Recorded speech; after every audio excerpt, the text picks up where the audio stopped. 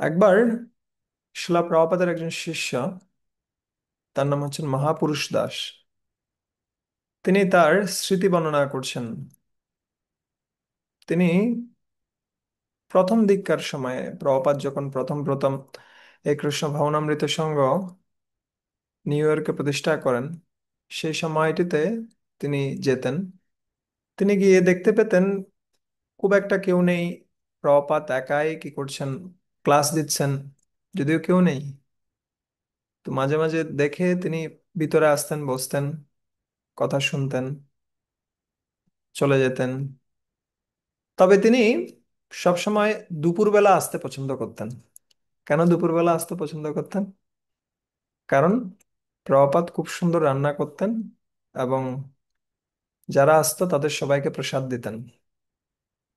তো একদিন তিনি প্রসাদ পাচ্ছেন, প্রসাদ পাওয়ার সময় তিনি খুব আস্তে আস্তে প্রসাদ পাচ্ছেন। কেন? কারণ প্রভুপাদের সাথে প্রসাদ পাওয়ার একটা বিশেষ সুযোগ তিনি পেয়েছেন। সাথে অনেক অন্যান্য হিপ্পিরা সবাই আছে।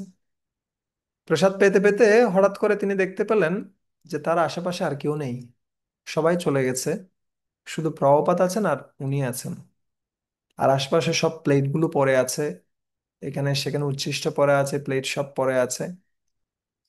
আর তিনি চিন্তা করছেন যে প্রতিদিন আমিও তো চলে যাই, তাহলে এখানে কে থাকে?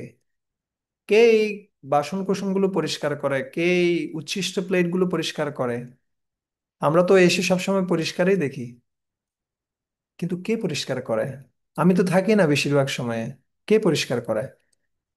তখন উনি চিন্তা করলেন যে আসলে শিল প্রভুপাদ পরিষ্কার করেন সব সময়।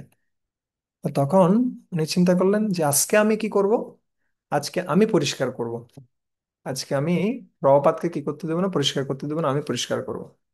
প্রসাদ শেষে তিনি কি করেছেন, সবগুলো প্লেট সংগ্রহ করেছেন। সবগুলো প্লেট সংগ্রহ করে তিনি নিজে পরিষ্কার করতে নিয়ে যাচ্ছেন। আর যখনই তাকে এই কাজটি করতে দেখেন, প্রভুপাদ হাসতে শুরু করেন। প্রভুপাদের মুখে হাসি দেখা যায়। তখন প্রভুপাদ বলতে শুরু করেন যে আমি আহ, ভগবান কৃষ্ণের কাছে, শ্রীমতী রাধারানীর কাছে আমি অনেকদিন ধরে প্রার্থনা করছিলাম এমন কাউকে পাঠানোর জন্য যে আমাকে সাহায্য করতে পারে। আর তারা তোমাকে আমার কাছে পাঠিয়েছে। দেখুন, শিলা প্রভুপাদ এমন কিছু ব্যক্তির জন্য পরিশ্রম করছিলেন যারা সবচেয়ে নিকৃষ্ট প্রজাতির, যাদের কোনো পরিষ্কার পরিচ্ছন্নতা নেই, যারা খাওয়ার পরে হাতটাও পর্যন্ত ধোয় না। সেই ধরনের ব্যক্তিগুলোকে তিনি সর্বোৎকৃষ্ট স্তরে নিয়ে এসেছেন। কেন? সেটা হচ্ছে তার করুণা।